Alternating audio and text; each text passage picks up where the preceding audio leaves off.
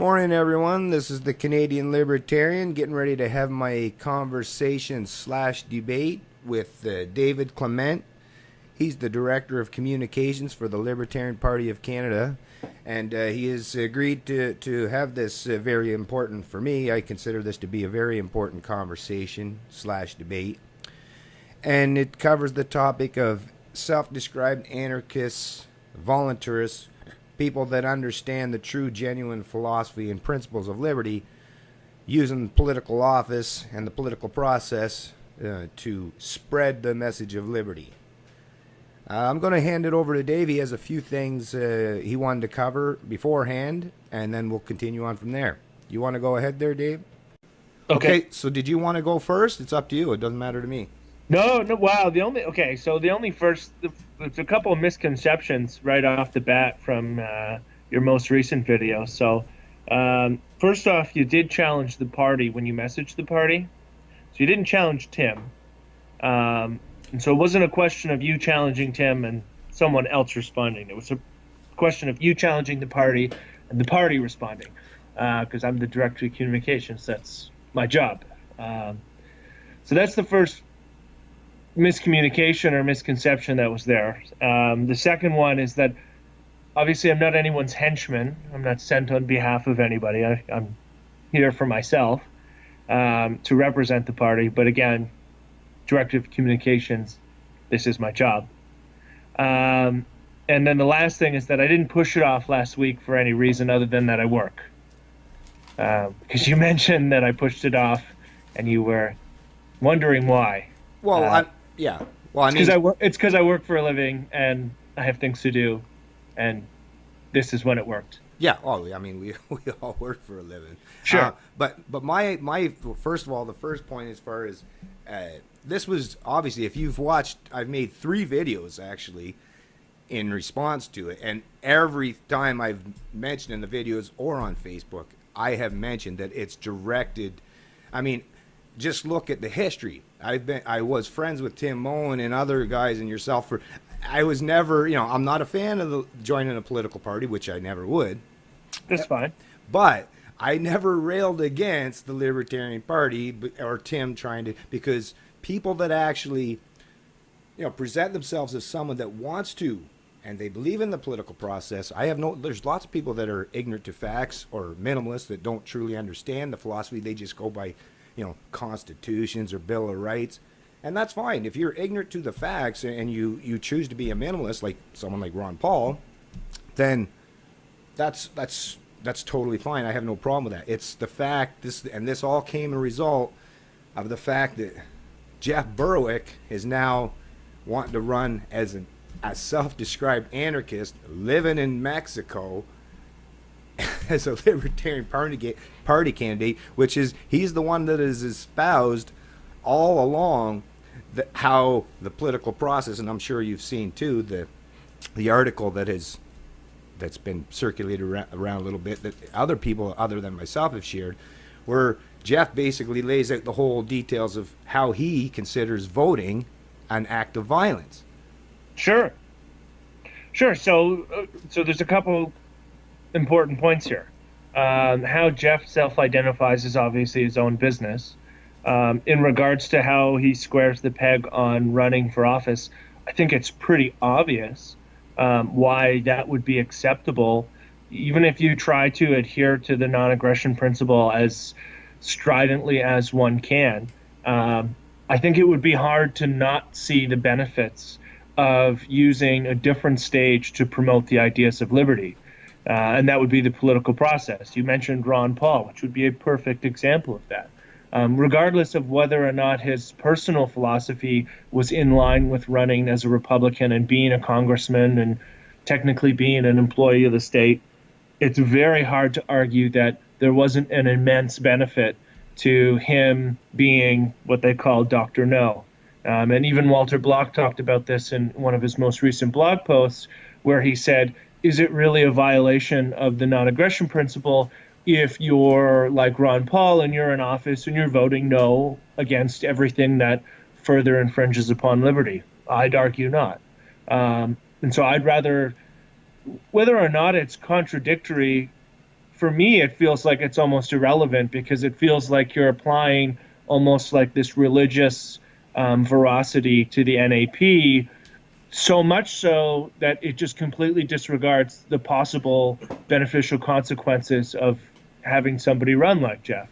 And so realistically, like I'm doing this with the party. I work for the party. I want to promote the party because I want to make the lives of everyone else freer.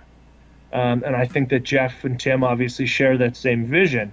I don't think the point of joining or promoting a political party is necessary, logical consistency. And I feel like there's a disparity there between how you view whether or not someone should run and how I view whether or not someone else should run. Okay, now this is going to take a couple minutes because this whole, I have actually, as far as the whole Ron Paul references, because every time, man, I've watched when he did his interview with Tim Owen, I watched when he did his interview with Dan Dix, and another subsequent one he did with, I forget the other person's name, but anyways, this whole Ron Paul thing, and I've, like I said, I listen intently. This is what, I don't leave no stone uncovered. And I made sure to pay particular attention when they're making the Ron Paul references. But as anyone know, and if you look at, when I started my, my Facebook page, or like the Canadian Libertarian, it's been written there since the very beginning. I've been inspired by Ron Paul, so believe me that I am completely in line with the whole. But the thing is, the distinction, the difference, was the very fact that how Ron Paul got to spread the message to people like you or I. It wasn't that Ron Paul himself had that a capacity. What allowed that to happen, for his message to be seen and for people like you or I to see it, was the fact that the mainstream media covered him. And the only way that happened, and he recognized, because as you know too, he ran as a Libertarian candidate in 1988. I'm not sure if you're aware of that. Yeah. But as a Libertarian candidate, he himself knew that it was a fruitless effort, because the mainstream media, which is basically the stage, the platform that you're looking to. If you're looking to actually to appeal to people that aren't already, partially looking towards, what is libertarianism all about, If you're looking to people that are just, people that watch, that have no idea what this is about, and you're trying to bring new people into the, into the tent, right? Sure. These are the people that watch your typical establishment media outlets, and those, and I live in Canada now, and so do you. So you know darn well that the Libertarian Party of Canada gets not even so much as a sympathy mention from the establishment media in here in Canada. So where you're going to try to replicate that how are you going to replicate sending the message out? And like I said, it's a valid concern. What you're saying is a valid concern. Right. You're basically saying Ron Paul did it as a Republican, and it was because he was a Republican that people listened. But the first problem there is that the systems are fundamentally different. They're fundamentally different for two reasons. Hold on, Dave. I got to stop you there, because you're kind of throwing out. That's not what I'm saying. What I'm saying is it wasn't because he ran as a Republican. No, it was because the media, when there's primaries going on, they have to cover the primaries, because the Democrats and the Republicans are the two main parties, and that's of course, right. And that was the whole thing. It wasn't because he ran as a Republican. Well, actually, a lot of it. You said that running as a Libertarian was fruitless. Yeah, as far as getting attention, yes. As far as getting attention. Think that, and so that's my point, is that in the Canadian context, it isn't necessarily fruitless, and there's two reasons. The first is that we already outperformed the Libertarian Party in the United States by about 2% per riding, or per district. So right off the bat, with significantly less resources, we're already outperforming our neighbors to the south, which, all things considered, is pretty incredible. You look at the by-election campaign in Yellowhead, where we got 3%, Tim's campaign, where we got 3%. Realistically, we're looking at an election come October where we do have the opportunity to put somebody in office. We do have the opportunity to have several candidates break double digits in regards to percentage of the vote. So that is, I think, the first disparity between Ron Paul running as a libertarian in the U.S. and someone and running as a libertarian in Canada.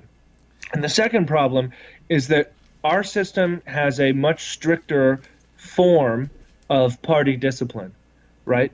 So Ron Paul running as a Republican actually voted against the Republicans fairly often. No Child Left Behind, the war in Iraq, etc. The initial implementation of the Patriot Act, all of those things he could vote against his party on. Libertarians today who are in the Conservative Party don't have that option to vote against their party because our party system is so whipped, which is the formal term for towing the party line. You actually can't without losing your party status. And so if you had libertarians, there are libertarians who exist in the, let's say, the federal Conservative Party, like Maxime Bernier. There's a couple others, Scott Reed, but they're significantly limited in what they can actually do. And now this is obviously the viewpoint that you can make difference with politics. We might disagree on whether or not that's a fact. Okay, but you're kind of going a little bit off course here. Like, we got to really stick to what we're actually talking about. And now actually you've changed it, because the message that you're saying, and Jeff is sending, and anyone else that's supporting this, is about we're just doing this, and they're all acknowledging this. So if you're actually sending misrepresentation now by saying that now it's about getting into politics and getting power. Is that what you're saying? Because the way I understand it, and anyone else is watching these videos, this is only about sending a message. Because it's about making change. Yeah. So it's about appealing to people. It's about changing perceptions. It's about advancing the ideals of liberty.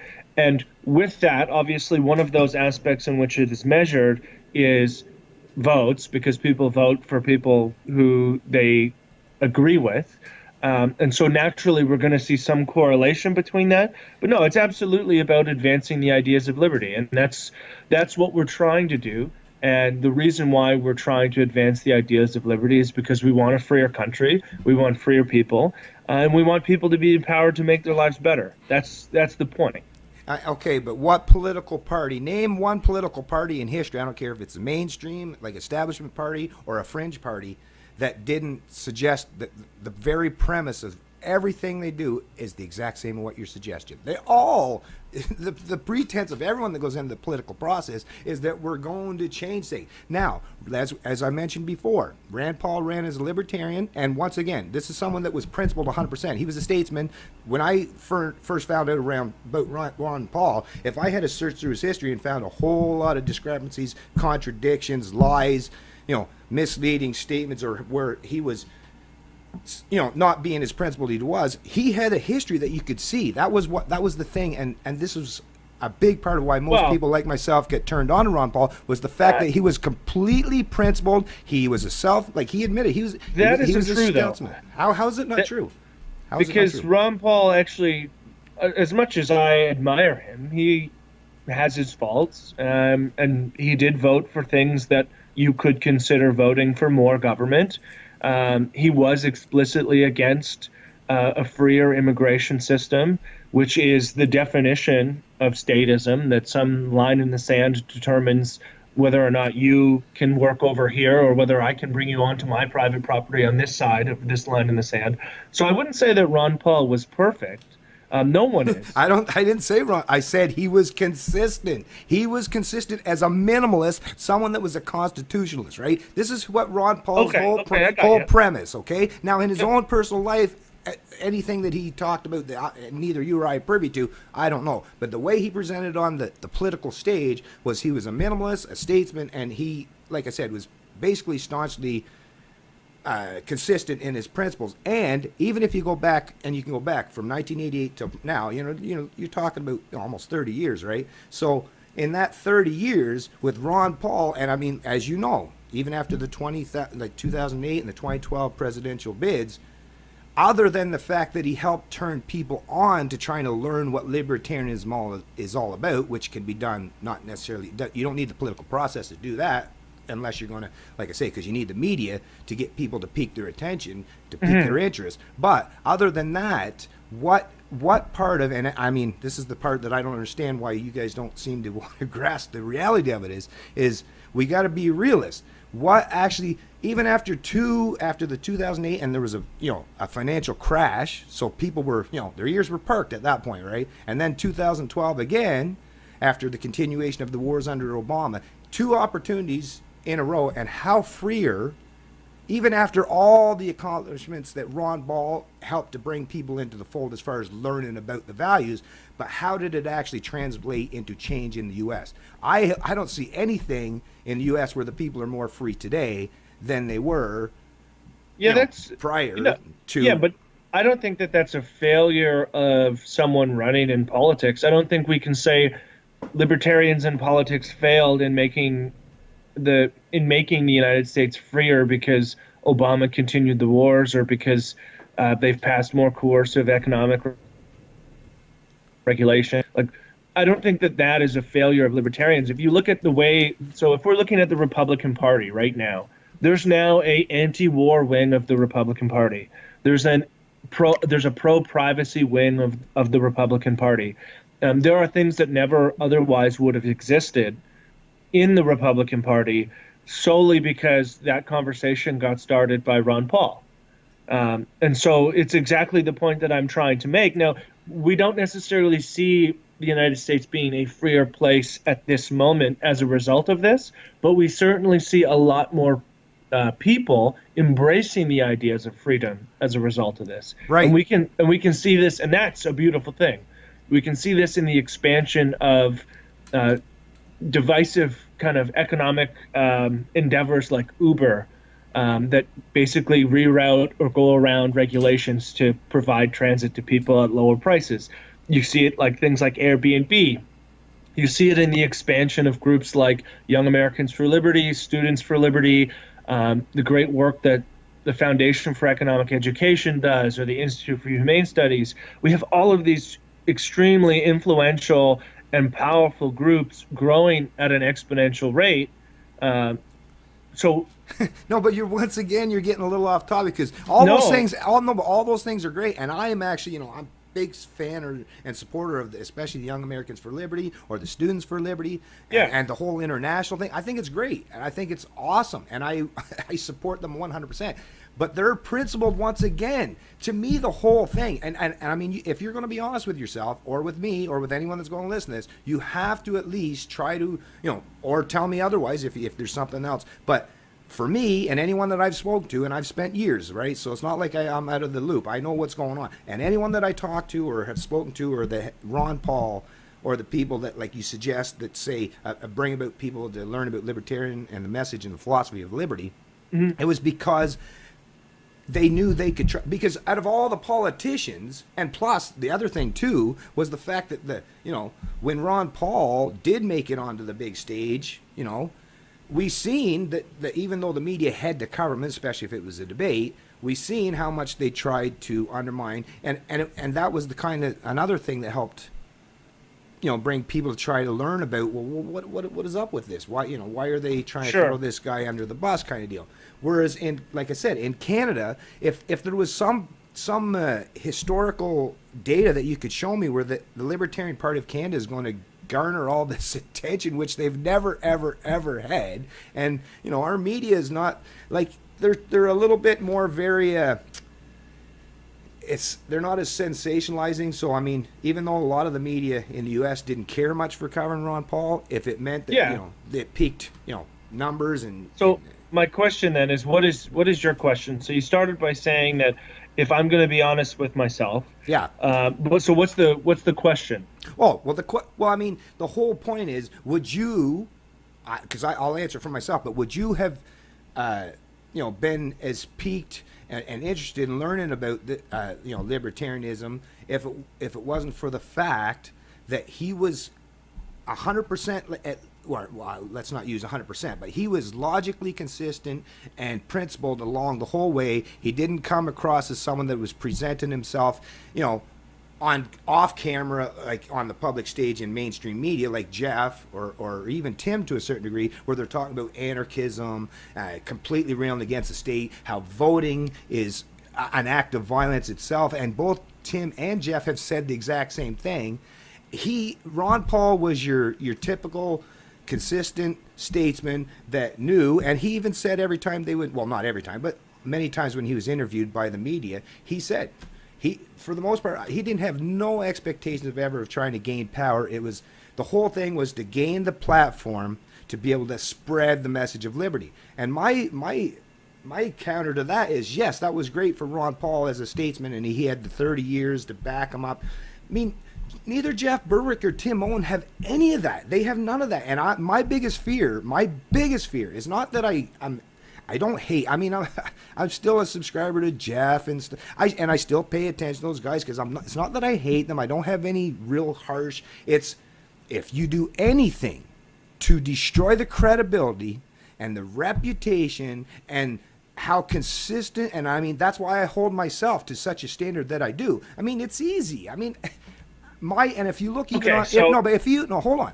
Even if you look on my page, I've never spent one dime for one like, and I know that Jeff Berwick does, okay, and I'm very much familiar with how he pulls his stuff. See, that's the thing. I'm not Yeah, but I'm why not is just that? Because it's false pretenses, it's lies, and if you lie to people, you are not gonna. To me, I would have never. I would have never even for 1 minute. If after the first couple times on the mainstream media, if I went and started searching and googling about Ron Paul, and I thought, oh, he's lying about this, he's lying about that, he's tricking, he's doing all. If he was deceptive to the degree that Jeff and Tim are trying to do at this point, I would have never. He would have been just another snake oil salesman, and I would have probably passed him by and wouldn't have paid no attention. It was the fact that he was principled, consistent, and did not yield or bend anything for anybody. Even when, look, you seen when he was on stage and they were trying to lambaste the guy about the foreign policy thing, he stood strong, firm, and that right there meant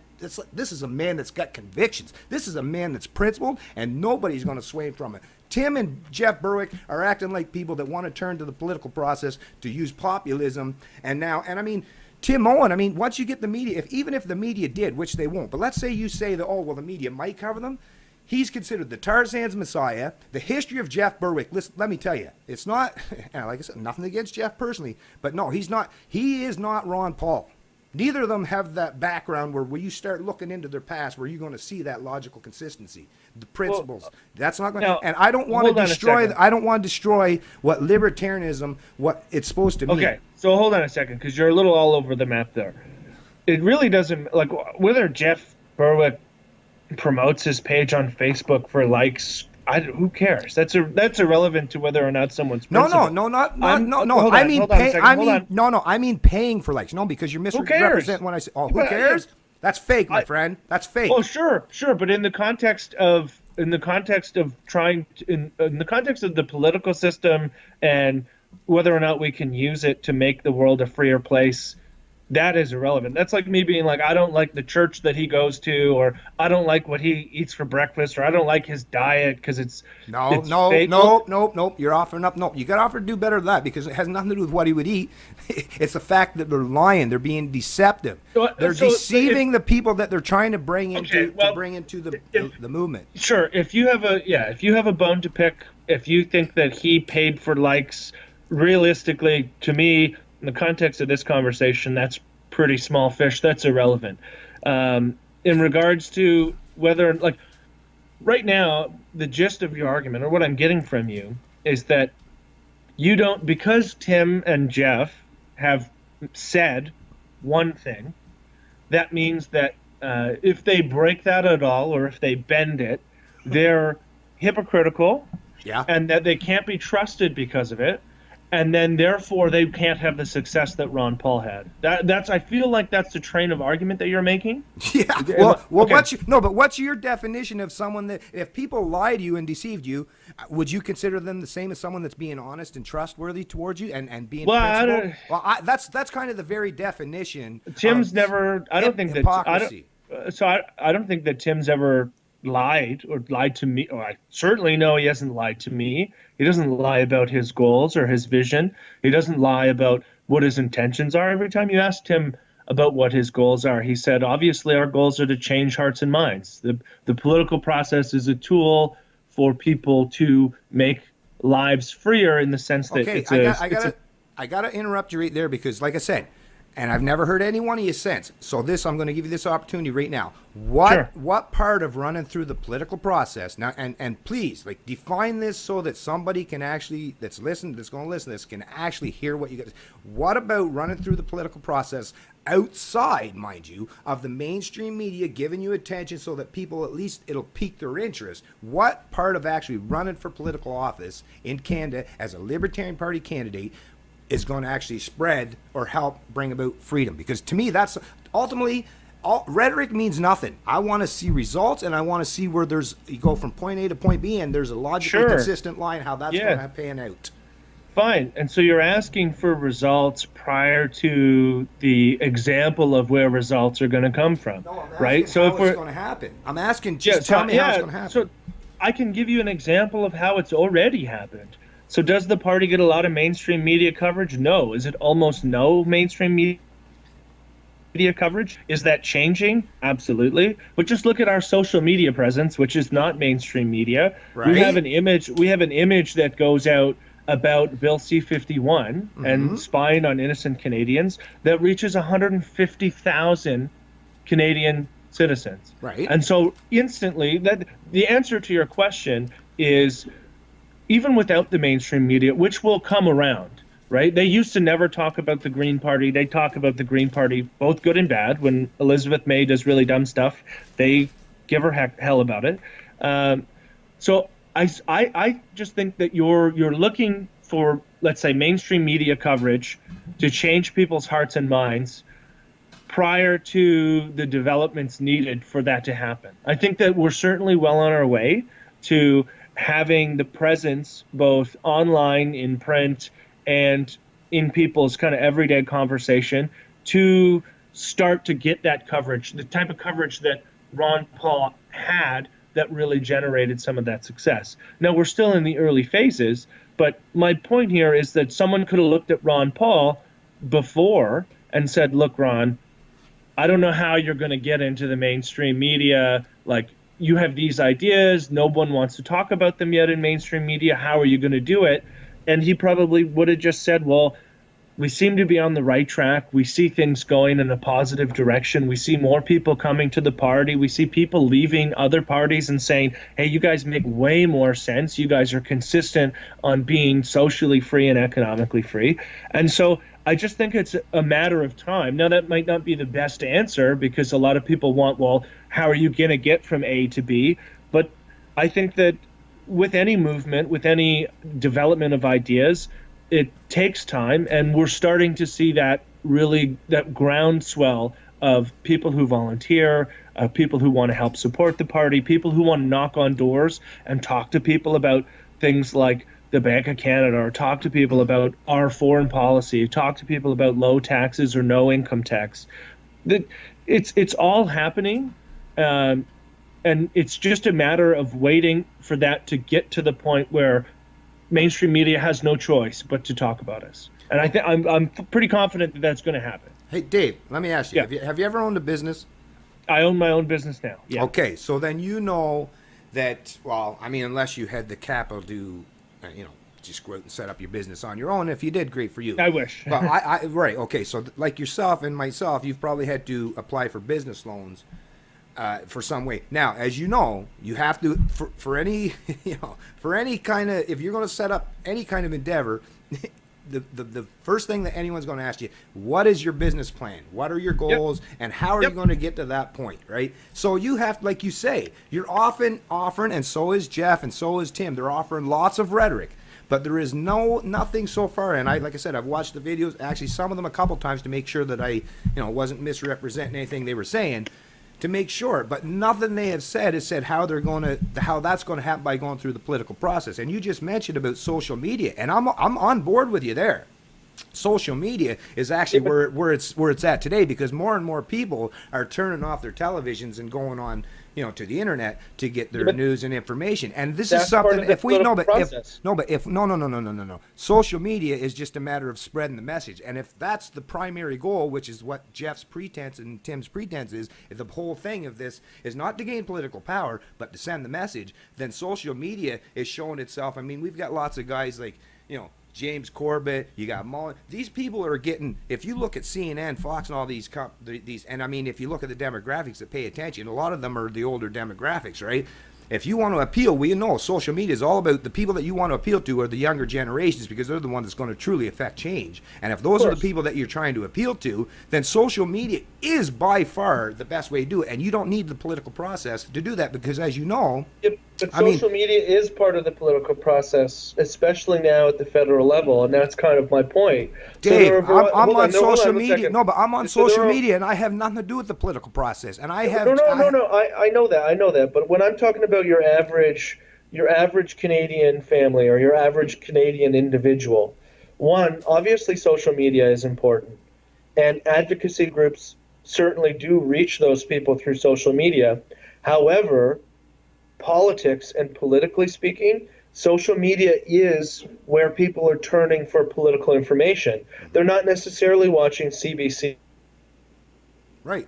They're going to groups like Open Media. They're going to places like Facebook or Twitter or Instagram to see what's going on and to get updates. And so to have a strong Libertarian Party of Canada promoting itself and the ideas of liberty on social media is getting the results exactly like what you are asking for. You're saying we want to reach people. We can do it through social media. It doesn't have to be in politics. And my answer is, well, I agree with you. There are lots of groups who advocate for liberty outside of politics, but people look to social media for political information.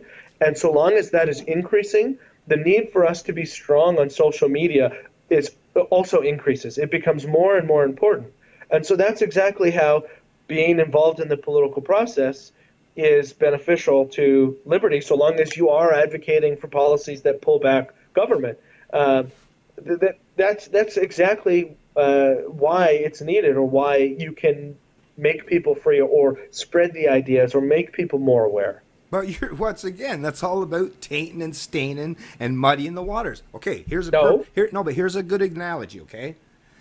As kids, we were all taught, most of us, not everyone, because, depend if you had different religious backgrounds, but most people that come from like the Christianity type background or whatever, were born and raised and taught about things like the Easter Bunny or Santa Claus, right? And we both know that they're completely fictional concepts. Now, when you got old enough, or whether it was your family members or your parents, they didn't say, listen, there's kind of not really such thing as Santa Claus, but I'm going to go become a Santa Claus, or I still kind of want to represent Santa Claus. You would never, no, you would just tell your kids, because how you want to make sure, if you want to affect and change their mind, you had to be honest with them and tell them, you know what, there's no such thing as Santa Claus. And that's how your kids learned, and that's how they, that's how we all realized that this stuff was just fictional crap. But if we had same with the political process, as anyone that, and Jeff, and I mean, we all know the philosophy of liberty. It's statism is once again another mystical concept, a belief in the religion of statism. So once again, it's, to me, I find it the most hypocritical to, like I say, Ron Paul he acted as a clergyman for 30 years, so he was principled in the way he was sending his message. But if you had a Hell's Angels biker guy that was an atheist, and he went to the Baptist church and decided, I'm going to preach get on the pulpit and start preaching to people, well, people would be like, wait a minute, you're a complete hypocrite. When you're off that stage, you're a Hell's Angel atheist, but you get on this stage, now all of a sudden you're going to act like a preacher? No, that's the hypocritical aspect, and that's the part that bothers me, because the people that we're trying to appeal to, and the younger generations that are looking for someone, everyone's offering a message. The NDP, the Liberals, the Conservatives, Wild Rose, the Alberta Party, there's all kinds of Green Party, everyone's offering messages. and everyone gets to look and see. But they're all, once again, they're all playing politics, and we see it.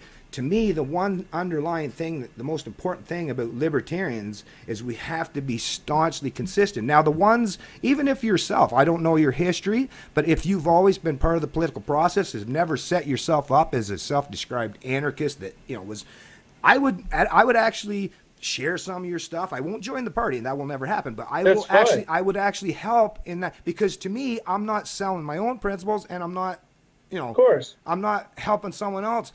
It's the whole thing with the Jeff, and it's the whole thing, the way this went down is, and my biggest fear, like I said, it's not necessarily railing against Jeff or Tim. It's, I am, as a Canadian, and with two sons, 20 and 23, that have to live and grow up in this, I am not going to take the chance of having everything that we've all worked so hard for so many years. And that's another thing, too, when Jeff and those guys talking on their videos.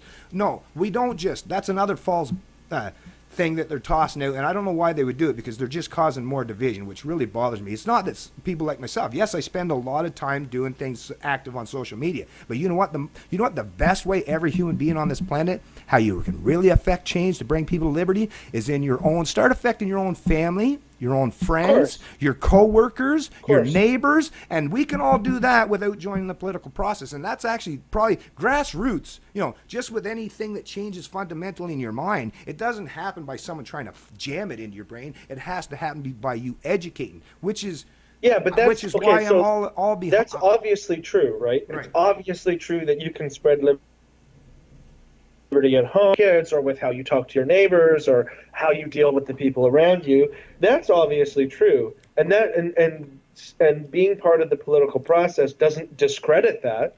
It just gives people an outlet to turn their individual viewpoints on life, or their respect for individual liberty, into change in the political system, which, whether we like it or not, has a big effect on us. Yeah. Whether or not, so if we have people like grassroots organizations, think tanks, etc., getting people exposed to the ideas of liberty, and then those people, like most people, or like 45-50% of the population, turn around and become voters, it would be nice if they had an option to vote for a party that was going to peel back the state at every place that possible. And so that's the value in. But you're still asking people to turn onto the religion, and we're trying to. No, but in Canada, and like if you've watched my videos, we're actually quite fortunate here in Canada. Although the U.S. actually has a pretty good sizable number too. But think about how lucky we are. 24 million Canadians, which would be considered the adult population of Canada that's eligible to vote. Yep. Out of the 24 million, we already have 10 million almost that reject. As much as we might want to break it down to, I don't like this aspect, foreign policy, they're at least refraining from, they're not the ones that are legitimizing the system so that this continuation of believing in the mysticism of the religion of statism, they're staying home. And my whole point, and what I've been trying to do, is trying to get, and as you see with the NOTA initiative that I offered up in my video, if you want to use the genuine political process now, and like I said, this is predominantly about being principled. Now, like I said, I'm not railing against the Libertarian Party of Canada, because yes, there's all kinds we have to use all kinds of different platforms and methods as much as we can to spread the message of liberty. And if the Libertarian Party of Canada can do it, great. I'm all for it. But the only ones that if you describe yourself as a minimalist and you run as a libertarian, I'll support you. I will never say a bad thing about you, because you're being honest, you're being consistent, you're being principled. This is predominantly, which is why, Dave, have I ever had a problem with you before this thing come up? Never, right? No, not at all. Not at all. Okay, so this is predominantly about having these guys jump into the fray that are sending the wrong message and contradictions. So it begs the question: is if you identify as an anarchist, let's say, like Jeff has said, right?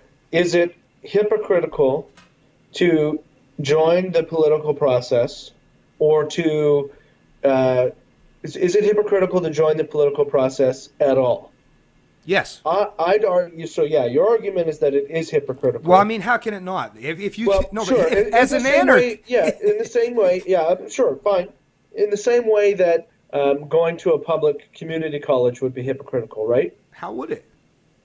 Well, so because you've just made the conscious decision to like invest in the state or to use or to further develop public resources, right? No. So regardless of that example, my point is on joining the political process or even voting is that so long as what you're doing in the political process is voting for the movement towards freedom, and what you're advocating is the movement towards freedom, you might argue that that's a violation of the non-aggression principle in some senses, but it's a defensive violation of the non-aggression principle in the sense that, yeah, people are going to vote. People are going to vote for parties that do terrible things like Bill C-51, or they want to put all these regulations on small businesses, etc. People vote for those things. If I can offer people an avenue to vote against those big government policies, even if I identified as an anarchist, like you've mentioned Jeff did, then I see that more as a defensive measure than something that's outright hypocritical. Okay, well, I knew that was coming up, actually. That whole defensive argument, once again. Now, if someone doesn't challenge you on it, just like when Jeff's doing his videos or anyone, no one challenges you on it, which is why I found this is going to have to be important. And people, like I said, people can make their own minds up. But the defensive thing would be different. If you were the only one going to be affected, right, and you were just doing it as a defensive measure, then 100%, yes, you've always got to try to defend yourself as what we do every day. I'm sure there's plenty of things that every one of us do that don't even have to be mentioned on any, podcast or interview or debate. Is there's lots of things we do to try to limit and negligate the amount of stuff that central planners do that coerce and affect and force stuff on our life. So I'm all with you there. But the defensive thing is by continuing to legitimize the system in any way, shape, or form is what you're not just affecting yourself. If your defensive measures were only to protect and defend yourself, it's fine. But as long as you keep continuing to legitimize the political process, the people there's still going to be people that'll keep on being jailed, imprisoned, and they're having their lives turned upside down. So many negative things, plundered, their wealth plundered. Okay. So you're actually causing people, because to me, what we're trying to do, because as we know, government is a mystical concept, and that to me is the most Larkin Rose, and you're going to see this, and don't take my word for it, but Larkin Rose, even though Stefan Molyneux, he's great with his philosophy, but if you want to see what's actually going to have the real effect of bringing about true, genuine liberty and change to people and really waking people up, is Larkin Rose, and I'm starting to do it myself with the 4-question thing, and I'm challenging all of our mainstream media, Globe Debates page, every one of them, and they won't do it. Month and a half has gone by. I've done 3 times where I've said, just challenge me. All I got is 4 questions. 4 questions is all I want to ask you. And you know what? But see, that's the thing. If you want to send messages and stuff out, well, start, like I said, the NOTA initiative, so that people don't have to go, and you can show that, you know what, when people say consent to the government, if you can get to the point, instead of 10 million, if you get a majority of Canadians that are completely rejecting, then that will clearly show that there's not even everyone will be able to, there's no way you'll be able to deny that. Plus, here's an alternative for you. Right. And what would be a better alternative? Mm-hmm. We have 2 options. One, we get more and more people to not vote. Now, I understand why people don't vote. But what's the ultimate goal of the liberty movement? Is it not to get rid of government completely?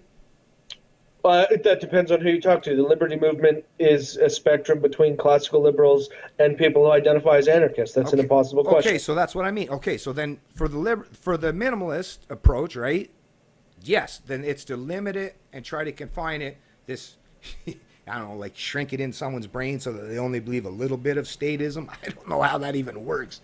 But because that was something that was actually, that's the thing, when people go back to the Constitution, and I mean, the forefathers were very smart dudes, but they were middle-class aristocrats that were, yes, they wanted to rail against King George and all these people, but they still wanted to have power themselves. So 200 some years later, we cannot try to put on that minimalist. I mean, we got to actually recognize. Here's a question for you. No, but we got to recognize and tell everyone that, you know what, that minimalist, that's basically just still believing in the religion of statism. It's just that they're telling you, we're going to keep this, we're going to keep your God's powers limited. Like, come on, man. We can't in 2015 we can't keep lying to people and pretend that this religion is in You know any way, who- shape, or form legitimate. Do you know who Larry Reed is? Uh, Lawrence no, Reed. I think he's the president of the Foundation for Economic Education. Oh, FEE. Probably- Oh, yeah. Okay. Yeah. Probably one of the most prominent libertarians out there today. One of the best people I know. Right. His stance on this is why spend time arguing about 100% versus 0%? Because the argument you just made is if we have any government, all government is evil, and so long as we're pretending that government can be even a little good, we're doing ourselves a disservice. But it is. What? No, but are you actually see? This is what I mean. You're trying to present a case where you either you accept the philosophy and principles of liberty, or you're saying that we're supposed to go against and twist and distort that meaning. Because ultimately, if the non-aggression principle and private property and being, each person, each individual being an autonomous being, then we know it, and the religion of statism is fake. Then there can be no 90% fake. It's either it is a mystical concept or it's not. But every time you keep muddying the waters, and like I said, the minimalists are doing it because they're trying to limit to the government in a certain aspect, and I get what their perspective is, and if that can help and benefit us in some way by shrinking government, I'm all for it. But the people like Jeff and Tim are actually, they're going to muddy the waters even worse than minimalists. Minimalists at least being logically consistent in their message. These guys are destroying, as far as I'm concerned, all the work that people like Ron Paul, the people that you support, even these guys like FEE or even objectivists and all these people. At least they stick to what they're talking about. This, like I say, this almost seems like a game. And if it were someone else, other people, I might have a different thing. But one that self-describes himself as the tar sands messiah, and another guy that's a narcissist that calls himself the #2 rapper in Canada, and that he had. I mean, Jeff's this free market anarchist and all this stuff. And like I mentioned in my video, he had his stockhouse. If he knew all the stuff, Peter Schiff didn't go broke, did he? Or the guys that understood true Austrian economics knew, when things are about to get bad, what they were going to do. But somehow Jeff didn't know how to. No, like I said, you need if you want to put leaders in the liberty movement, they have to. That's why Ron Paul worked, is because he wasn't. Okay, so he wasn't someone that. I have a question for you, because so you've said it a bunch of times that Ron Paul was consistent. Yeah. So my question for you is, did Ron Paul? So he said he adhered to the non-aggression principle. Was he consistent? No, he was. He said he promotes libertarianism. He was every message that he sent when you were listening to him on the stage was never anarcho-capitalist message. It was it was constitutionalist, basically. I mean, Ron Paul was basically sending the message of of what the classic libertarianism, where it was the very minimalist of government, and how you have all these three branches of, and how that but he still that actually isn't true. So that actually isn't true. So Ron Paul, both in his books, specifically in his books, and on stage in the presidential debates, talked about the non-aggression principle as being the philosophy behind his politics several times. And so if I were you, I'd be looking at Ron Paul going, that's hypocritical. How can you be advocating for the non-aggression principle and think that we need a hard border, and a hard border, we need to put troops along the border of Mexico? Oh, come on. No, but come on. That's like saying, why did George Ron Paul? That's what you're doing. That's what you're doing right now for the party. You're saying no, because my grandmother. Hold on a second. No, but my grandmother. Just 1 second. Yeah. You're saying, Jeff, you believe in the non-aggression principle, but you are advocating for maybe some things that aren't outright violations of the non-aggression principle, but they certainly do violate it. That's hypocritical, and I can't support you. But and then you're turning around and saying the party can't get successful because they're not consistent like Ron Paul. But Ron Paul wasn't consistent either. That's the problem. The non-aggression principle is it's a great first principle. Is it something that is perfectly adhered to by anyone? No. Is that even possible? No. That's impossible to perfectly adhere to the non-aggression principle. And the problem is that, and it's ironic that you've been talking about the religion of statism, but what you're doing is you're taking the mentality of religious statists, and you're applying it to the non-aggression principle in a way that just isn't feasible. In the same way that religious fundamentalists look at society and they apply their worldview in such a rigid view that everything is an issue. And so my point here is that Ron Paul was fairly consistent, but he adhered or said he adhered to the non-aggression principle many times, publicly, privately, and in his books. But he violated those principles. He was not as consistent as you make him out to be. And yet he was exponentially more successful than anyone else in the modern era of advocating these ideas on a mainstream level, where people go, okay, I know who Ron Paul is. I kind of got an idea of what libertarianism is. I'm in. So I don't think that your analysis here between Ron Paul's success and our success holds much water, because your basic premise is false. Ron Paul was relatively consistent where he needed to be or where he could be, and so are we. If Jeff thought or thinks that voting is immoral and he's changed his mind, I have no idea. Maybe he does, maybe he doesn't. What I can say, outside of the deontological question about morals and first principles, consequentially, it's an absolutely beautiful thing that he's getting involved. It's an absolutely beautiful thing that Tim is leading this party and exposing more and more people, like Ron Paul did, to the ideas of freedom. Okay, now it's actually that's pretty. Okay, so even the forefathers, if you go back even to Jefferson, but these are people that still espouse that kind of minimalist kind of government, but they themselves, yes, in their own personal lives, like, you know, what, some of them had slaves, and so yes, they weren't 100% consistent, but they weren't pretending that they rejected the religion of statism completely either. But that's the thing. So that was 200 some years ago. And Ron, no, I let you go on. So hold on. Now here's Ron Paul going up on 80. No, but here's Ron Paul going up on 80 years old, and he at least was probably, like you say, he far ahead in advance to most people in his demographic of understanding what the true the libertarian principles are all about and this philosophy of liberty. But are we trying to suggest that successive generations and the people that we're appealing now, we're still going to play that old game? No. The whole point of advancing liberty is, yes, we learned a little bit from people a couple hundred years ago. Those people learned stuff from people hundreds of years ago before them. But I'm not going to follow in the footsteps of old world kind of mental thinking or ideologies. No, now that I truly understand, and in addition to, that's the thing, after Ron Paul, what got me to where I am today was not Ron Paul, okay? What got me to where I am today to truly understand, he was the guy that got me to dip my foot in the water, for sure.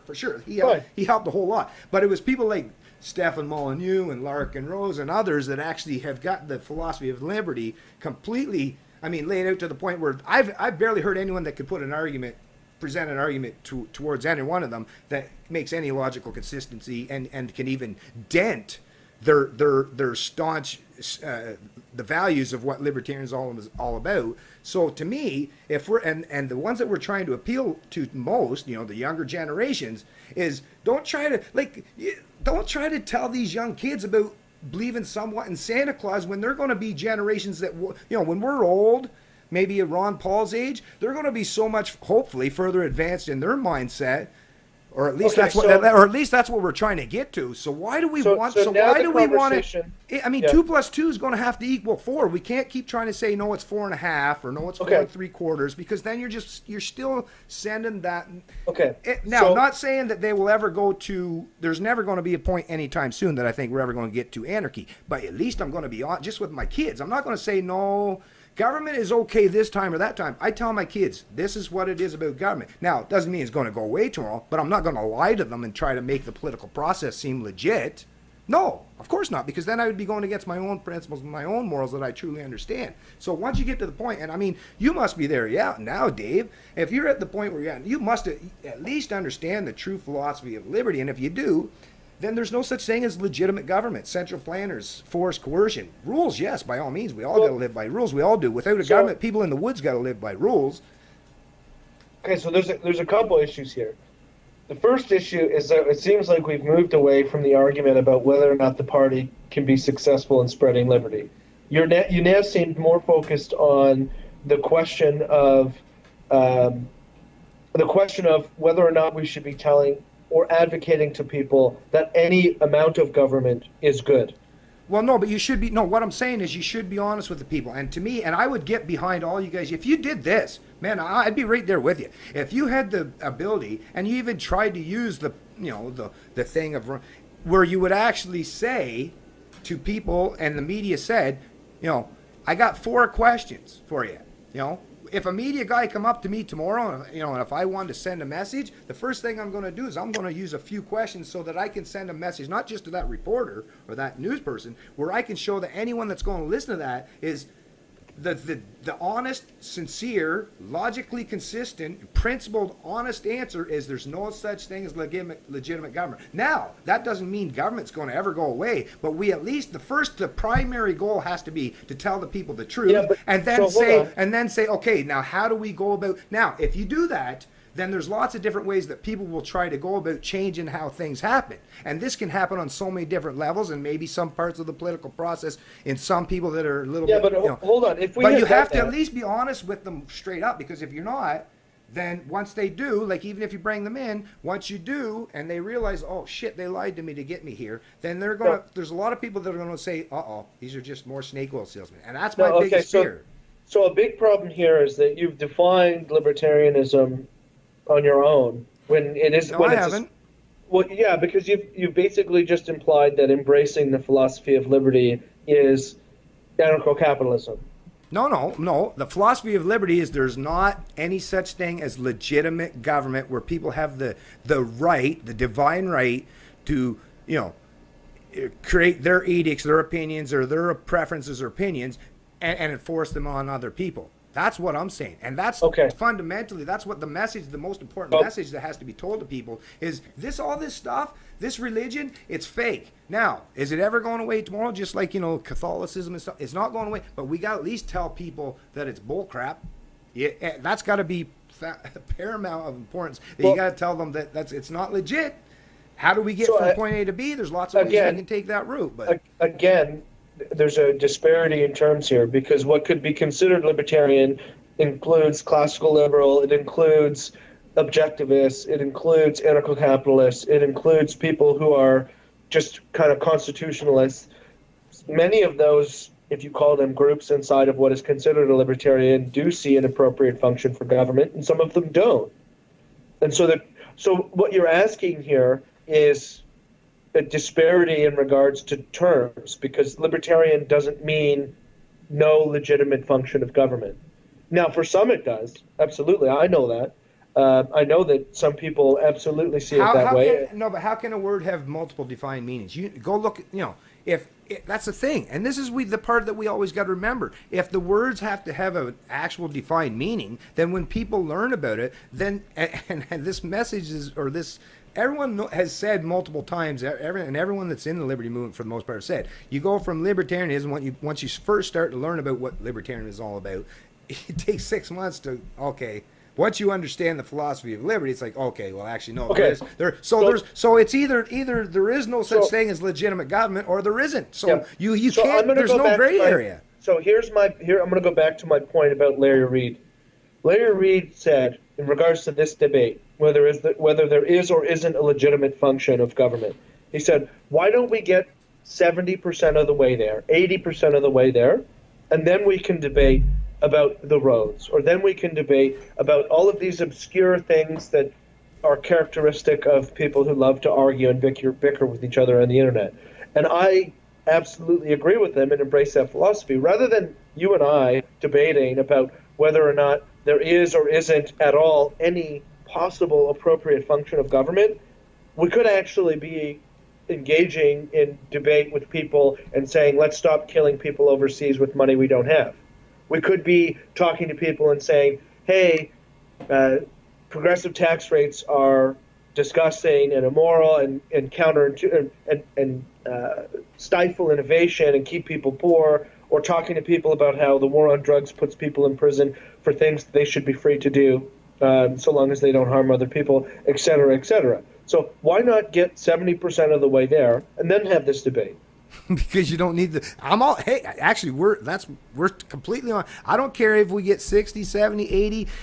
It's to me, it's not about how far it can go, because and Molyneux has accepted this himself, is we all, and that's why even some people that are statists can use this whole crap, and I hate when they do it, but they'll say, oh, well, libertarians are utopian too. And to be honest with you, some of them do. And when you present it like what you're saying, or Jeff, that almost does seem utopian. It's like, oh, well, we'll do this and we'll use the political process and legitimize statism, and then we'll just somehow turn it on. No, you have to tell people that this is all this whole process. And that's what I mean. As a clergyman saying that religion is fake, it's the wrong way. Like Ron Paul did it, but like I said, he never acted as if he was a fully 100% anarchist. Otherwise, he probably would have never got covered either. But I just did point out to you that your presumption there is false. He did present himself as an adherent to the non-aggression principle, and he violated it all the time. No, but name one time where Ron Paul, when he was running. You got to remember, I'm not going by what he said in his personal life, because you're talking about spreading the message of liberty. So what you're talking about is when people learned of Ron Paul on the political stage, whether it was in the debates or whether he was being interviewed by CNN or Fox or MSNBC. Yep. So, but what he said, he was never did you hear Ron Paul say, well, I'm an anarchist and I, firmly believe 100% in the NAP, so therefore government is not even legitimate.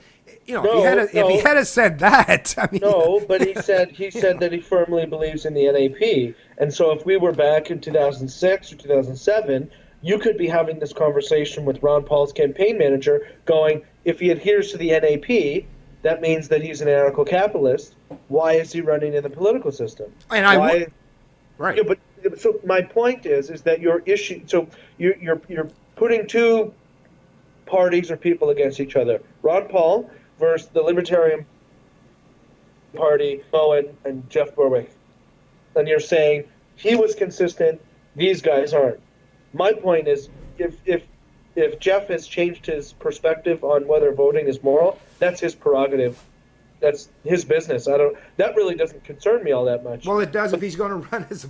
Yeah, that's the part that kills me. It will actually have it will affect you, and it will affect me, because he's running under the as a political party. So, and I mean, you can't pretend at that point that what they do is not going to affect. Now, I've even listened to him in his interview, and if I heard Jeff say, which he hasn't, and if he does, then let me know. But he hasn't said that if he actually gained a seat of, political seat, that he would get rid of it, because if he's truly being principled, he just wants to spread the message of liberty. Well, I'll tell you, if he even said, I would actually gain a little bit of respect from him. He said, okay, I'm just going to do this, and then when it's all done, well, I'm just going to go back to doing what I was doing, right? Then, hey, and I'm still going to do my things and be. Yeah, then I'd be fine. Okay, you're just trying to spread the message of liberty. But he even said that, well, I don't know what I'm going to do. I might give some of the money. So he's actually looking to become a politician. And I'm sorry, man. No, someone that's been a self-described anarchist and has said the history that Jeff has had, and now going to go into the political process and actually wants to actually not just to send the message, actually wants to become. And if he wins, he's going to take that position. Nope. Like I said, every and whether it was Harper, Trudeau, Stalin, any political leader that was charismatic always said the same thing. Well, I'm only doing this because I'm railing against the status quo and the establishment, and when I get into power. Who didn't say that? You think that there would have been tens of millions of people in Germany that would have followed Hitler if they thought he was a sadistic sociopath that was going to look at what he did? But no, they followed him because all charismatic leaders of any kind of movement, that's what they do. That's how they gain power.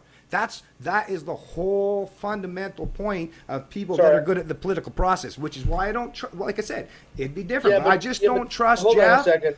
Yeah, but so Ron Paul being good at the political process would be worthy of a comparison to Hitler? I'm confused here. No, because Ron Paul did not say he was consistent. Yes, he was, because he was a statesman. He was a statesman. You can go right now. It's still on. They're all online. You can go back to his videos from even when he was being interviewed, like back on some kind of a talk show from the 80s and stuff, where he espoused the exact same things that he does today.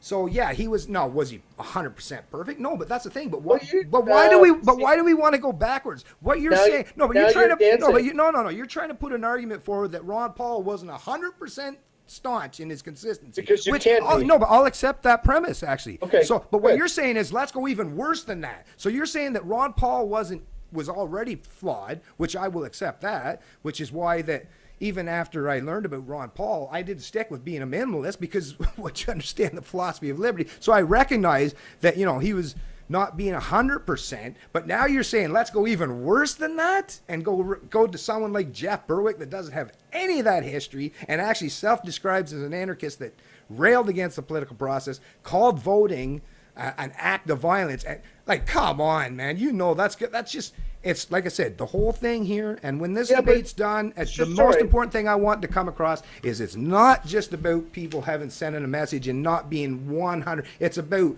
you gotta be at least as consistent as you possibly can, because the more you muddy the waters, then the worse I think the message is gonna be diluted. And I don't think the party is muddying the waters at all. Our intents and goals are fairly clearly laid out. Every time you talk to Tim, they're fairly cleared out.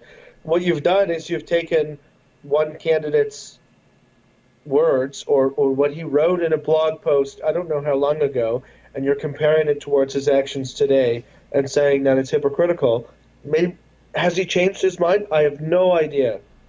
Even if he has changed his mind, I think it's beneficial for freedom or beneficial for liberty to have him running in Vancouver Centre, to have him promoting the ideas, and to use his platform to promote liberty in the political system. Not only liberty in the political system, because there's liberty, like you said earlier, in your own life, at home, how you deal with your neighbors, etc.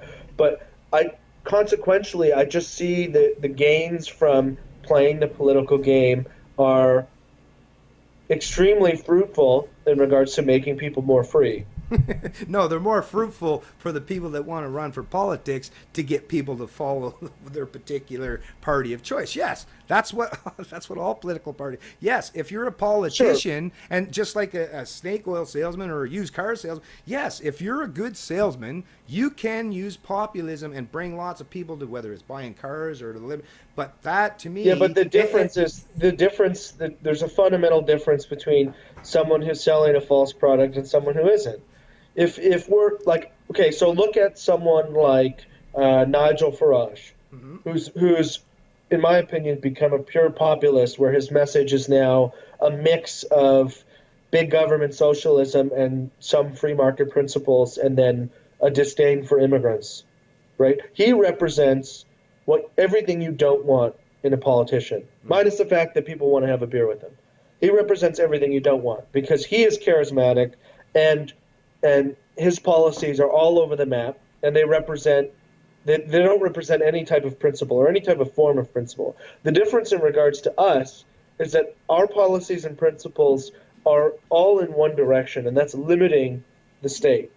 So there's a huge fundamental difference between your concern. Now, you may have concerns. No, but you're conflating when you say us, and I sorry for interrupting, but when you're conflating, like I said, I've, Art Lowe and all, lots of guys, Jean-Paul Tate, I've known lots of these guys from the Libertarian Party, and there's all kinds of them that I've been friends with for years and stuff. And I've never, and you'll see, I mean, I might have disagreements with them on certain things, but I've never railed against, because they're not presenting it's this, like I said, this has always been, and the reason why all these videos and everything I've been responding about, it's all about predominantly Jeff Berwick, but Tim is kind of part of it too, but people that, to me, are muddying the waters. Like I said, it's not about the fact that if someone wants to come across as a minimalist and use the Libertarian Party platform to try to affect change, that my thing is, I don't want the waters muddy to the point where nobody's going to have anything where, let's say that there is at some point in time in a few years where people realize, or there's an economic collapse and people are scrambling to look to, you have to have somebody that's going to be logically consistent, true, honest, and principled for people to be able to trust without actually having to turn to like another leader or political master, because that's what all populist people, what are we going to do when things are happening? We got to look for some. That's always how everything bad that happens is people are scrambling to look to.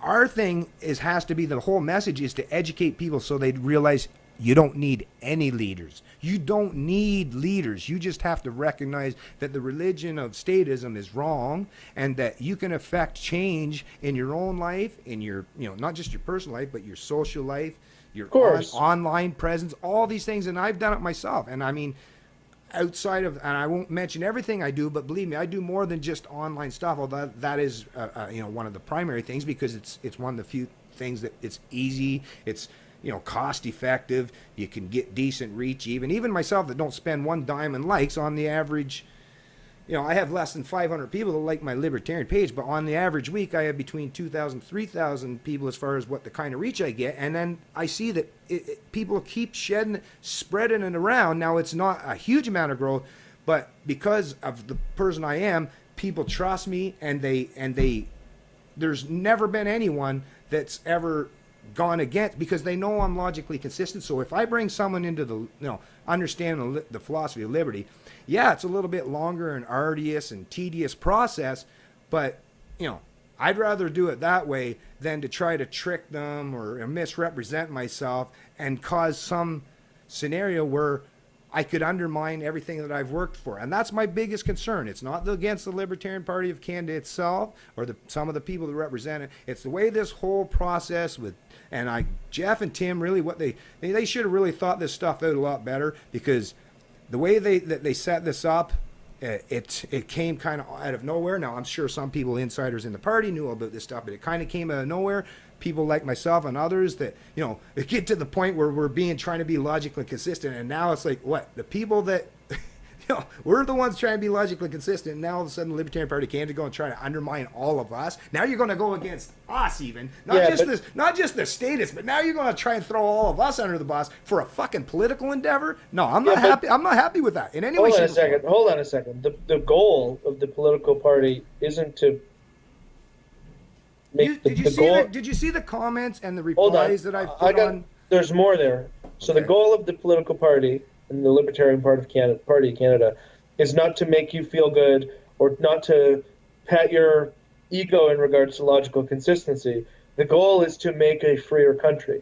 And so you might disagree in regards to tactics, but to get upset because you think that it's undermining you is just a complete disregard for what the purpose of having the Libertarian Party of Canada is. It isn't so that it meets some logical consistency meter on your spectrum of how you view the world. It's not mine. Like, don't offer those, those presumptions like that, because that really bothers me. It's not mine. Honesty is honesty, man. And if I asked you yourself, do you believe that there's such thing as legitimate government? Are you asking me that question? Yeah, I am. Yes. Okay, can you explain your presumption on that, and how you come to that conclusion?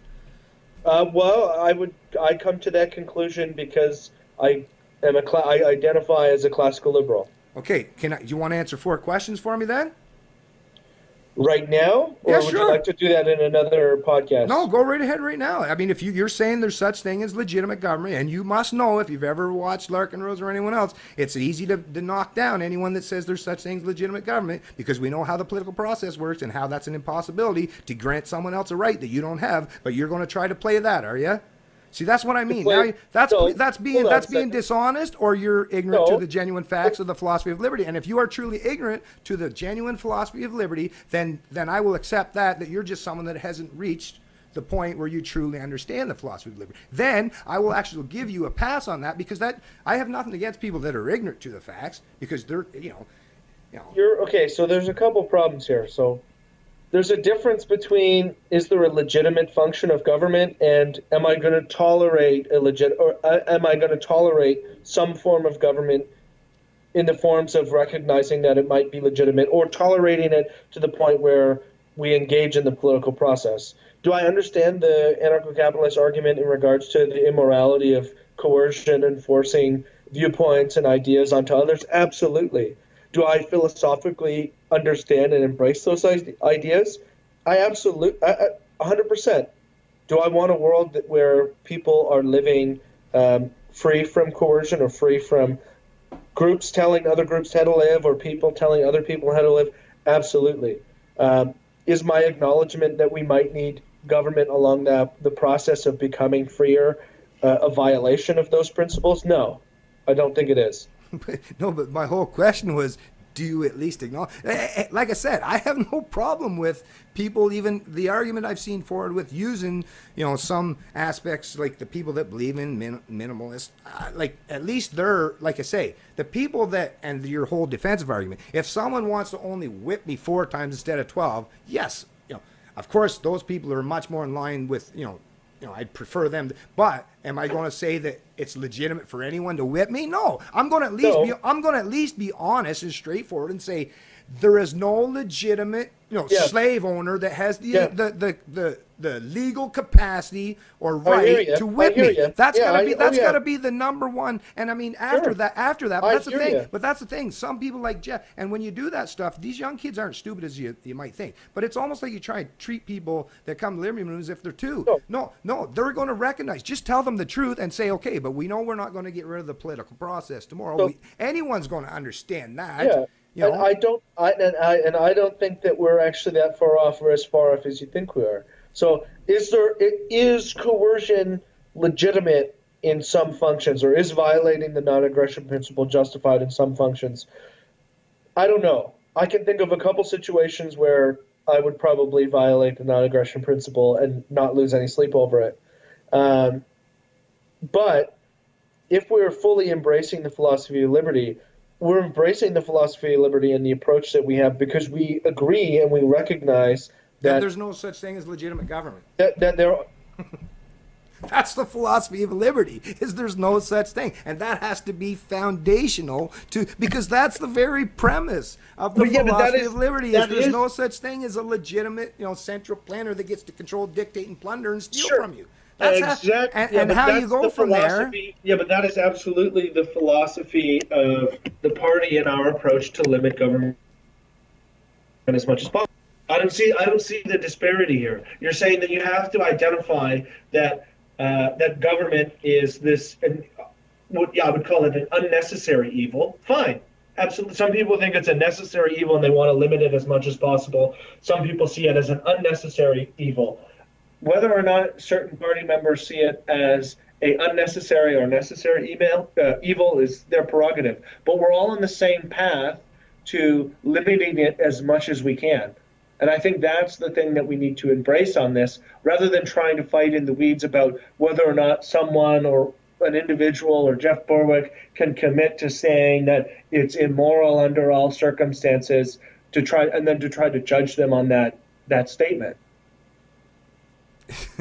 Once again, it comes down to, if it's about sending a message, then people have to know the people that are sending the message are trustworthy. And if people get to know, they will quickly recognize, because now it's hard for us, I suppose, maybe for you, but I don't know, this is something I've always been pretty good in my life, is stepping myself outside of, put myself into the third person position, right? And I'm thinking, so if someone is presenting a message to me, they have to be at least being honest with me. And then after that, if they're being honest with me, then the semantics, we can all deal with the fact that, of course, government's not going anywhere. What do we do? How many of the different methods can we use to try to limit it?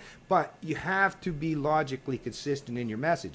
And if you're being logically consistent in your message and going to become a politician, a clergyman for a religion that is, immoral, inherently immoral and illegitimate, I think that's just the wrong way of doing it. Like I said, Ron Paul got away with it, but he was probably the one guy. Look at Rand Paul. He's not having such good, he's doing okay, and I wish him all the best, because once again, you're still making the lesser evil arguments, and since that evil is not going away anyway tomorrow, of course we're all going to accept the fact that, I'll take the lesser of the lesser every day of the week, yes. But me, myself, and the people that are truly trying to send the message of liberty to people, is I have to at least be honest first.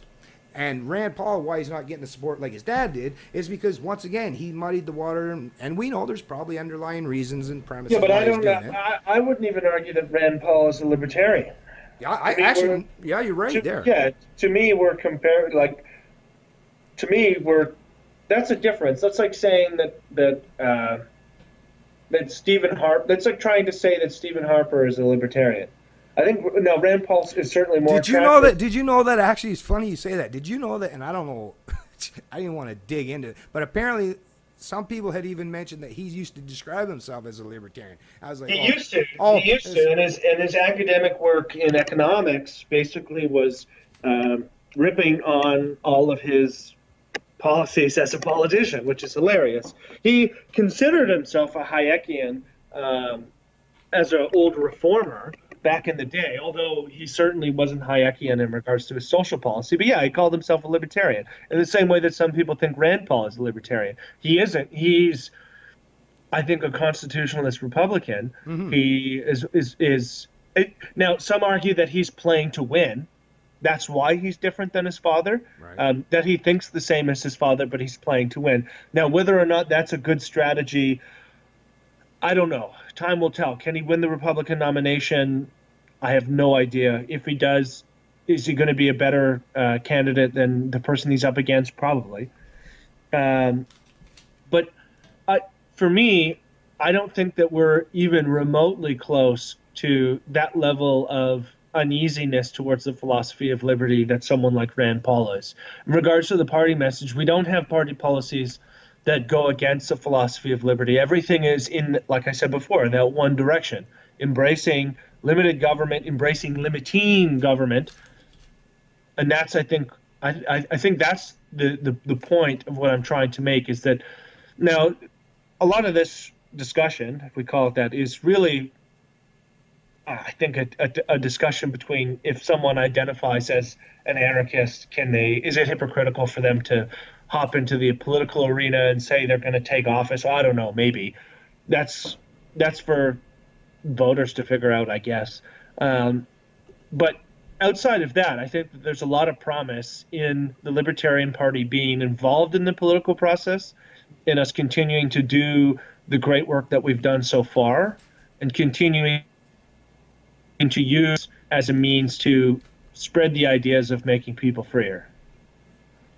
Okay, well, like I said, and with the Rand Paul thing, I actually agree with you a lot on what you're saying about him. But as one thing I will accept too, because I'm not into the mind of Ron Paul or Jeff Berwick or Tim Owen, I can only go by how it's being presented to me. So you know, what's happening inside their minds, unless they actually they could say whatever they want, but it's still not going to prove anything, because sometimes reality doesn't match your rhetoric.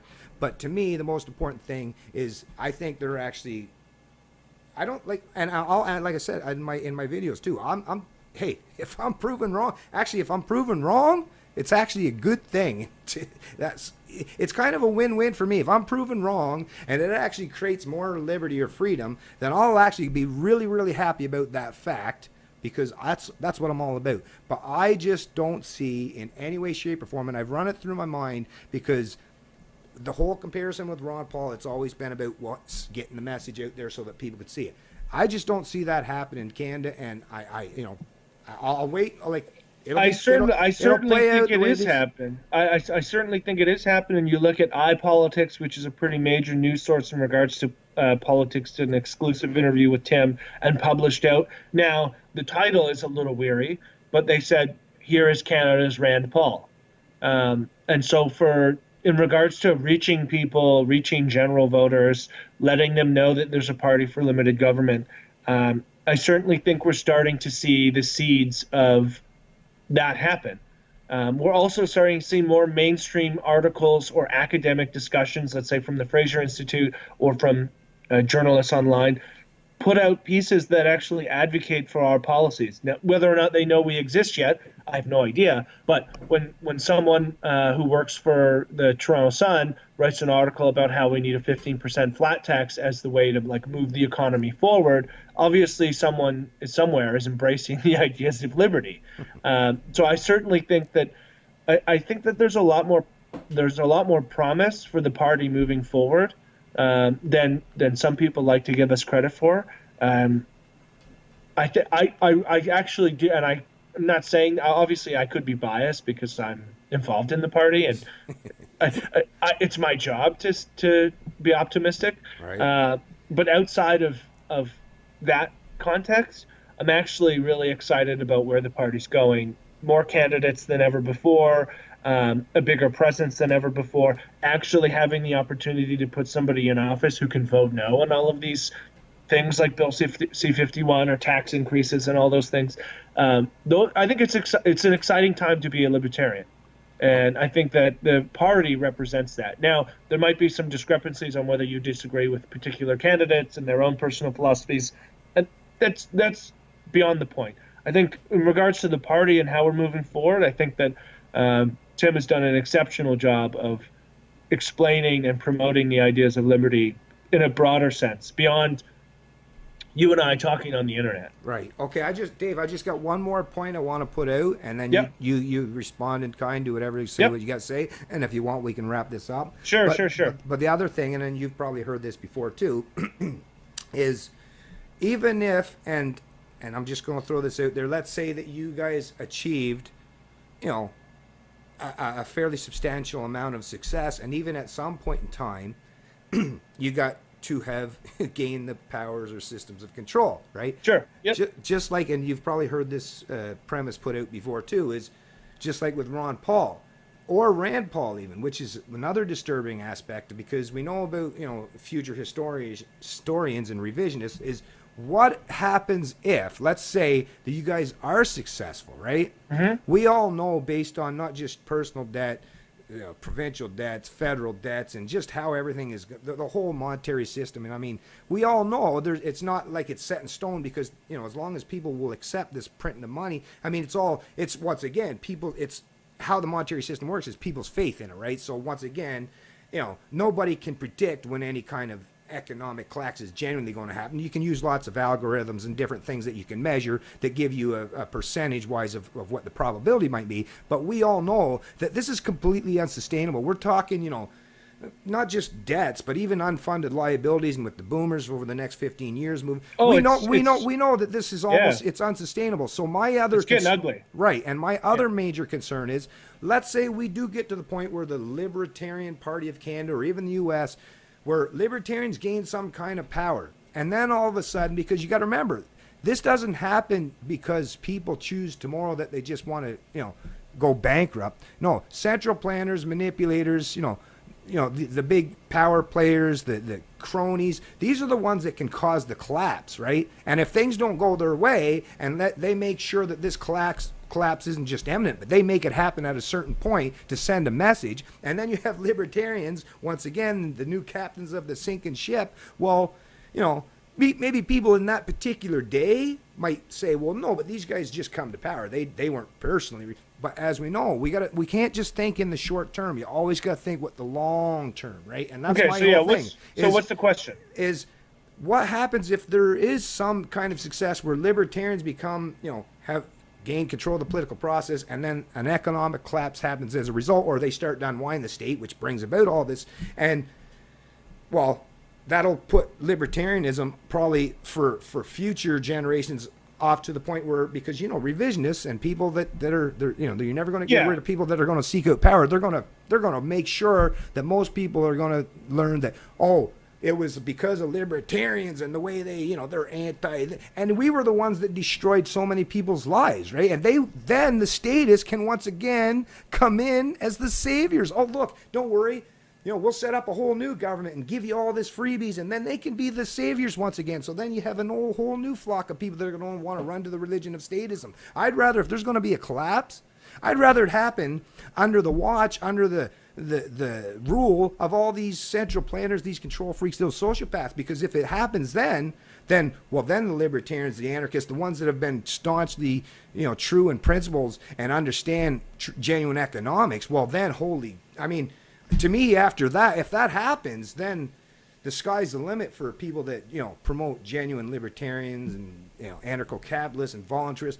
Then we're in a perfect position to spread the message and not gain power, because that's not what we want, but for the people to embrace the philosophy of liberty. To me, that will happen. You won't even have to, you wouldn't even have to advertise them at that point, because they're going to be looking for it anyways. I just don't want us to be the ones to be the captain of the sinking ship. I think it's short-term game. Okay, I get it, but we got to think of the long-term game too, right? Yeah. So I see what you're saying. Like, what if things go poorly, and the Libertarian Party of Canada is in charge, and we get blamed for the mess. We could reframe that as in saying, well, we would want to be in government when things get scary, because we wouldn't be we would be allowing for the recovery to actually happen, right? And so who knows? Now we're dealing in the world of like extreme hypotheticals here.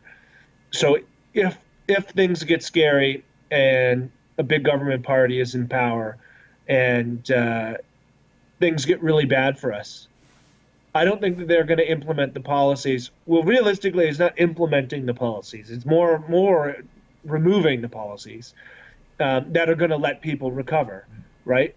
And so if you look at all the evidence of countries that are economically free, growing faster, having more economic prosperity and wealth, countries or municipalities or provinces or states that spent less money publicly in regards to the financial crisis in 2008, recovered quicker, etc. I'd argue that we would want to be in power during the economic collapse, because that's the only way that people are going to be able to recover and actually make their lives better in a meaningful manner. Otherwise, they're going to still be locked in this state of dependency. Well, go ahead. It's a bit of a double-edged sword, right? Because you're playing, like, what if that would be a very good concern for us to have if we were in the position where it was like, well, if we're in power when things go south, I'm more than confident that the direction that we would be steering the country would be the best bet for people actually being able to pull themselves out of the hole. But you know what? Actually, and I don't think there's ever going to be, well, there's not going to be a full-on economic collapse. What would probably happen is, there will be, a lot of restructuring, defaults, and there will be, obviously either whether it happens through hyperinflation or they keep staving off people that believe in the monetary system long enough that it's like Japan, where you go this long extended period of deflation where nobody's wanting to recapitalize, blah, blah, blah. Yeah, but the thing is, instead of the political process, this is another thing that kind of bothers me, is because we all libertarians probably understand. And I even made a video like to appeal to the business leaders, because that's another thing that I do. If you want to help and affect change, talk to the business people, because if there was ever a time when there was some kind of economic reset where you had a lot of people that had the potential to lose a lot of money, well, it's an easy thing as long as you don't have central planners trying to fight you. But we have things like cryptocurrencies, because really, I mean, the valuation, of a person's labor, I mean, that's subjective, and the valuations, obviously can be manipulated. But there's an easy way that, if you can get your employer to agree and the employees that, people, and we know this, whether it was tulips back in, I think it was Netherlands or whatever, but there's lots of ways that people can have, achieve the same and attain the same kind of value on their labor or their mind or their productivity without having to use central government currencies. So there's all kinds of ways that even if there was some kind of financial reset or restructuring or default, where people can convert into a crypto type currency and still have enough valuation that we can continue on trade and commerce, and without actually, and it could be completely not be disrupted in any way, because we have so many. Everything's technologically advanced to the point now where, and that's where governments, I think, are the most scared, is they realize that they're obsolete to the point where all you have to do is break people out of the mindset, and there's absolutely no reason, whether it's building roads or anything. I was a construction guy that worked on, pavers for 3 years. I was the guy that did, it's like, there was the only time you ever seen a government guy was an inspector that would come along once in a while, and even then half the time they would say, is this right? Or they would actually ask some of us, so they didn't know a whole lot themselves. So no, all the people, or healthcare, or all the arguments that statists put forward, and us libertarians, we can knock them down one by one, and you're one of them, and lots of other people. Why can't we stick to that instead of muddying the waters with this whole anarchist? And like I said, and I want to make this, and this is the last time I'm going to say it, I'm not against 100%, the Libertarian Party. Like I said, I won't do it myself, because I'm kind of holding myself to a certain principle and stand, whatever, and that's my own thing. Don't blame anyone else for doing their thing. My biggest concern, which is why this has only happened after the Jeff and Tim thing, is my biggest fear is that you're going to take all that we've advanced and all that we've tried, and what have gotten us to the point where we are. And like myself, and I mean, most of the people that I understood were pretty staunchly consistent, but I just don't think that this is going to, hopefully I'm proven wrong, and there is some rapid growth after, September, and I'll gladly say, hey, I was wrong, and congratulations. But I don't see it happen in Canada. I've lived here my whole life, and I just don't. I don't see it happen. And this is a bit of tongue in cheek, but a lot of people in Alberta said they could never see the NDP winning a majority government, but it happened.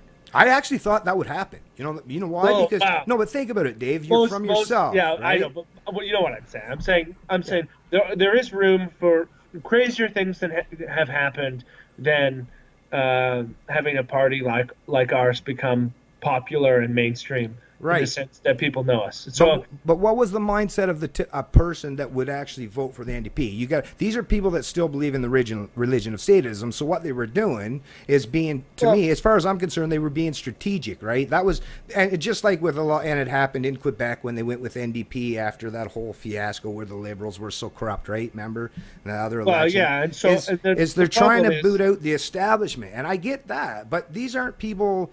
Like, if they still believe in the religion of statism, they're doing it as a strategic vote. Okay, so I think actually this is the last thing I want to say is that most voters don't look at the world as in state. They don't even know the word statism. It's not in their vocabulary. So they don't look at it as in the difference between statism and non-statism or anti-statism. Right. So I don't think that people who voted for the NDP still believe in the religion of statism as like a conscious decision. They're not thinking, No, it's just who they are. It's just what they've known their whole life. Yeah. Exactly. Yeah. Which further emphasizes the point of putting the Libertarian Party or the message of liberty into the popular discussion via getting involved in politics. Because if we can get, and this, you might not believe me here, but there are a lot of people who actually support the Libertarian Party of Canada now who have defected from the NDP, who used to vote for the NDP because they were deemed the best party on social policies, on things like marriage and drug decriminalization and all of the things, basically getting out of your personal life. And they've realized that there's a better option in regards to actually being more principled on social issues. And they're now exposed to the idea of economic freedom being just as important.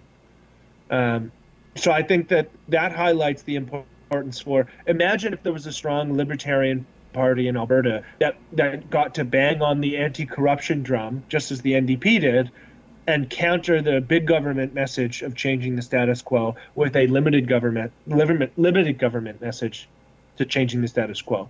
And so that's what I hope we can be. I hope that we can be that party that bangs on change, not change for the sake of change. This is change for the sake of freedom, which is significantly different than change for the sake of big government, which is what the NDP is doing. So I think that there's a lot of room for us to capitalize on issues like that, on situations like that, which is why I'm fairly positive that we can make some large steps in regards to spreading the ideas come the next election. Well, hey, listen, like I said, my goal, I have one single goal, which is bring more liberty to not just us in Canada, as much as, it's not the just world. The world, right? That's what we're trying to do. And, I'm glad that one thing I will say is I got to say I've garnered even more respect for you. You were willing, out of no one else didn't seem to want to do it, but you were willing to at least hear me out. And like I said, my biggest thing here is I don't even care. Like I say, I recognize there'll be some people be pissed off at what I got to say, and some people will agree with me. Or what.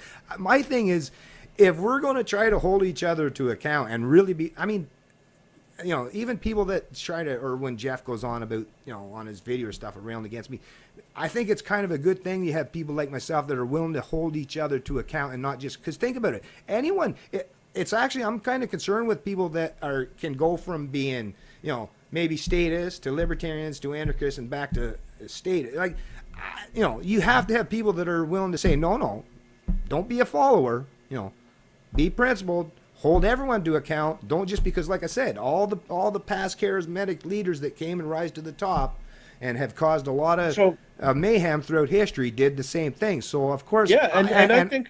I agree with you. I think people holding the party to account, I think things of this nature are good and important.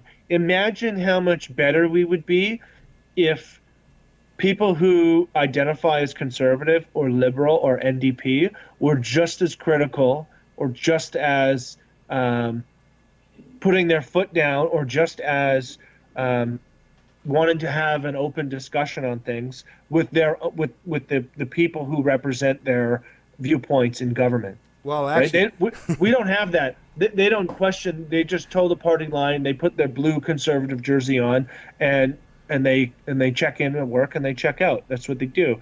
Um, it's for better or for worse. We spend a lot of time debating with each other, but I think that is a good thing in the sense that it makes sure that there is this constant balance. We get to actually have a conversation and realize maybe there isn't so much ground in between us, and how we can maybe outline something moving forward in regards to how the party can be successful and things like that. So it's a good thing that people are critical. It's a good thing that people question.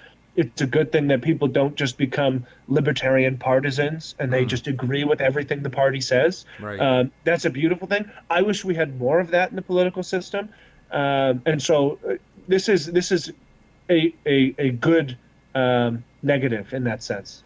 Well, I appreciate you saying that, Dave. And like I said, I appreciate the fact you're willing to do this today. Of course. And whatever happens out of it, like I said, I've at least put out two, and I was completely honest with saying that I am not, and I'll say it again, I am not against minimalists trying to shrink. I mean, why would I be? I mean, that would be completely stupid because I want the lowest amount of violence happening as I can get. So yeah, I'm with you. But like I said, and I'm going to stick with it, my main thing is having people that are principled, and because like I say, if we're going to bring people into the liberty movement, having people that are principled, and even people that'll listen to this, they'll hear what I've got to say, they'll hear what you got to say, but they're hearing, sure. I should say, they won't see because we didn't, unfortunately, because of me, the video thing, but they're at least hearing that we're two people that are being, this isn't being, as far as I'm concerned, this sounds like a completely honest, two people trying to hammer out, the fundamentals of liberty, and we're being logically consistent in what we're trying to say, whether you're taking it from your minimalist approach or me being a little bit of a purist and stuff. At least people are going to recognize, like you said, we're not, this ain't the conservative, this ain't liberals, this aren't, there's no whip, there's no whip that's going to whip me into following the party line, right? And that's important. And I want people, whether when they listen to this, whether they do end up supporting the Libertarian Party or Jeff or Tim or whatever, or they kind of might be reserved, but at least they're going to realize that yes, principles matter, and yes, trying to fight against the status quo and getting rid of this this mystical entity that we call government, trying to get people breaking out of that mindset, to me, is the most important thing. And if yes, some people have to go through the minimalist approach to try it, but I at least want people to know and at least have the mindset like I do, so that if there is any kind of thing that's going to happen, and they'll recognize right away, wait a minute, we were duped, you know what I mean? Yeah.